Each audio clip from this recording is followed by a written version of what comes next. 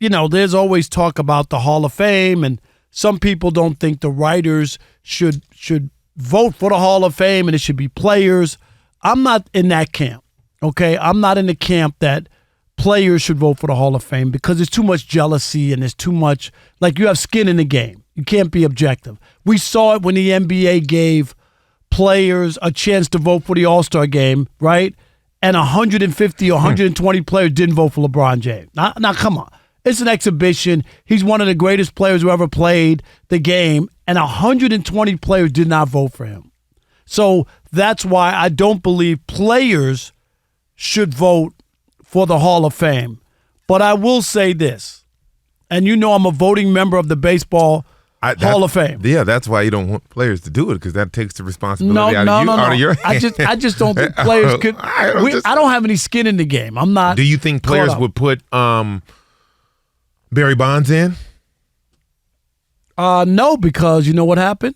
It went to the players committee after the writers didn't put him in, and they didn't put him in. Okay. What about Pete Rose? No, he's never been on the ballot because he was banned. He was banned. But do you think players? No, because we just saw Barry Bonds didn't get in. Roger Clemens. These are former players. Okay. I'm just saying these were former players who had a chance to put him in. They could have corrected the wrong. They didn't do it. Neither one of those guys who are all-time greats, I voted for them. But anyway, Adam Schefter from ESPN, he got a bone to pick with the pro football writers, and so do I, because they have an archaic, backwards way of picking people for the Pro Football Hall of Fame. And, there were some really big names on that list, and they put in a coach from the Lions from 30 years ago that just didn't make any sense. 70 years ago. Oh, how many? 70. 70. Like that's the Hall of Fame guy you're inducting, some guy who led the Lions to 2 championships back when Moby Dick was a guppy. I mean, that's how long ago it was. And you were in high school. Thank you, Alex. All right, Rob, explain it, and then we got sound from Adam Schefter. Yeah, Rob, you mentioned it. The Pro Football Hall of Fame voting process is kind of wonky because they only allow one coach every year. So if there's 3 great coaches who are up for grabs, they're going to say 2 guys can't get in. And so it was announced on Wednesday that their 12-person committee for the Hall of Fame had selected your guy, Buddy Parker, who coached the Lions to a pair of championships in the 50s, as their candidate for induction in 2024. Crazy. Ahead of guys like Mike Shanahan, Mike Holmgren, and Rob's favorite owner, Robert Kraft. That, of course, led to, you mentioned it, Adam Schefter going off on the radio in Denver on Wednesday morning. Take a listen. I think it's a bunch of BS. Like, I love how these guys get into the Hall of Fame like 30 years later and they're not alive to enjoy. Like Ken Riley. Oh, Ken Riley morphed into a Hall of Fame cornerback within the last year that he got in. Why didn't he get in when he was alive? Ken Stabler. It bothers me. It really bothers me that all of a sudden, after a certain amount of time, because of some political BS, there's a push on a guy and he gets in. Because it's a highly political process, and it's unfortunate. And Mike Shanahan is a Hall of Famer yesterday, today, and tomorrow. So let's just make him wait, and we'll keep making him wait, because we only allow one coaching contributor. Like, who comes up with these stupid rules? Tell us how you feel. I'm with Adam Schefter. None of it makes any sense. You have to go into a room and debate with people over people's credentials or whatnot. What is the debate? With baseball writers, we get the stats and we get information, what a player did, and then there's no debate. You get your vote, and you vote for the guys you want to vote for who should be in the Hall of Fame. One thing I've always said, Ephraim, with this first ballot, second ballot, all that, either you're a Hall of Famer or you're not. You don't need 15 years to get in. When they let guys in 15 years later, it makes no sense. His numbers haven't changed. So if he didn't vote for him 15 years ago, why are you voting for him now because this is last year on the ballot? But the Pro Football Hall of Fame, it's antiquated. It's ridiculous. Adam Schefter is spot on, and it doesn't make any sense. Yeah, to that point, it doesn't make sense. The whole purpose of being considered an all-time great, which is what the Hall of Fame is for, for all of the sports. If you're rare enough to play in the NFL, the NBA, the NHL, the MLB, any professional sports league, that's rarefied air. Less than 0.1% of the Earth's population can be professional athletes.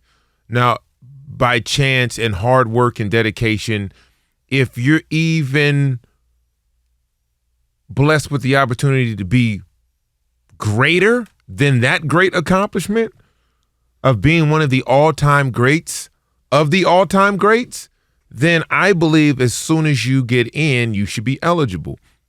This backlog of people is the thing that I don't understand.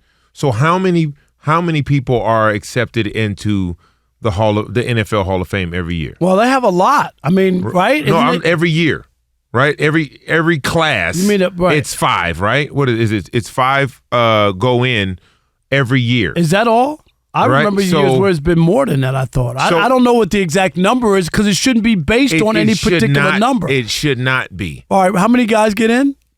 According to the Pro Football Hall of Fame bylaws, there is no set number for any class, but their bylaws stipulate that between 4 and 9 new members will be selected each year. That's what I've said. Only in 73 and 76, the classes of 3 were. I remember like one year where 9 people got in, and again, I got a problem with that because the place ain't that special if 9 people are getting in. Well, okay, when you start that's looking, that's a lot of people. You start looking at the class that's going in now, like the Reeveses and all. I played against these guys. These are my contemporaries, and there's going to be a lot of guys coming up who are going to be in. Like DeAndre Johnsons are going on.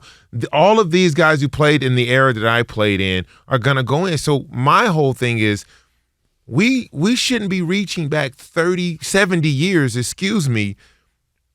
We should rectify that now and just start allowing people to go in when they're up and not making them wait over and over and over again. Like, wouldn't you as a professional athlete want to be inducted into the Hall of Fame and you can live in that have that moment? Absolutely. I mean, I just got inducted into the National Association How was that? of Black Now Journalists you walking around Convention. Right? Right.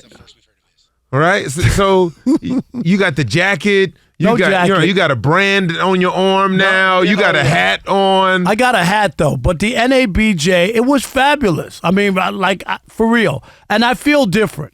I got inducted into my high school Hall of Fame last year. But this one was it for sport? Not for sports though, but just for accomplishing things? Okay, but not sport. Okay, I'm sorry. Yeah, no, a black guy who gets into the Hall of Fame in high school didn't play on the basketball team. I think that's pretty impressive. That's pretty good. Because I started a newspaper when I was in high school. Oh, okay, there you go. Okay, I'm in mine. And guess who funded it? Who? Rupert Murdoch funded my high school newspaper. Look at that. Okay, full circle. I was 16 years old. Full circle. Yes. All right, but my point is, I'm with you. And what baseball does right with the Baseball Hall of Fame, 5 years after you retire, this way, in case you come back, you know what I mean? Like you retire and then you decide to come back 2 years later, you're not in the Hall of Fame and you're in the, and then you get back into the league. So you have to wait 5 years. Same with NFL, though. And then after 5 years, anybody who has after 5 years is on the ballot. There's no picking of the ballot. Right. Anybody. Yeah. And if you're not worthy, you don't get a vote, and that's fine, and that's the right way to do it. You don't need a committee to pick the people who should be on the ballot. And why only one coach? And that doesn't even make sense. That's an insult to Mike Shanahan, who I played for. If they're great coaches, if there happens to be Mike Holmgren, that would be like saying there's one quarterback, and just say this: Tom Brady and Aaron Rodgers retired the same year, and you would say, "Wow, we can only pick one quarterback." Really? Would that make any sense? No, it wouldn't make sense. And you have a great point. I think, and what Adam was alluding to is, once you start these rules and these how we're going to do it, and whenever you're in those meetings and behind closed doors, the room where it happens, then you have all of these things that you have to adhere to. Oh, we don't want to put. Just let the people in. But a coach from 70 years ago, really, like that makes no sense. That his great grandkids are like, oh, hey, he did it. Right. Nice. Right? He did it. Mike Shanahan, Mike Shanahan. But it doesn't make sense to put, like, if you want to have a special ceremony, you want people who can go to the ceremony and speak on you, yes, and have that. It is relish in the achievement. Right. You don't want to make it too removed. And if you want to have an old timers wing or people who vote on, then do that. Then do that. But that shouldn't be your main focus on the players who get into the Hall of Fame. How about this? How about you have between 5 and 10 players that you can put in a year, and you have between 3 and 5 coaches you can put in a year. How about that? I think you should put anybody who is worthy without limits. If there really just happens to be, and I'm not saying it probably wouldn't happen, if there were 3 great head coaches in the same year, like they retired 5 years after they or whatever it was, and they just all retired and all came up at the same time, I don't have an issue. I don't have an issue. Everybody has their moment. You get up on the stage, you have your own moment. It's good for your family, your friends, and for all the fans. Put them in. Yeah, they definitely should do that.